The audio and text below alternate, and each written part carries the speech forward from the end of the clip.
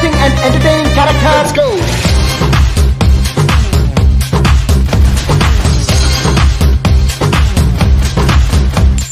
మనిషి స్టైలిష్ గా ఉంటాడు కానీ టెర్రరిస్ట్ కన్నా డేంజర్ అమ్మా. నా ప్రేమను కొంచెం ఫీల్ అయితే చాలు.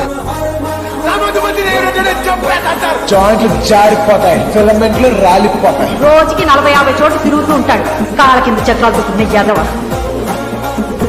వీళ్ళమ్మ ఒక్క రాత్రి తాగడానికి 40,000.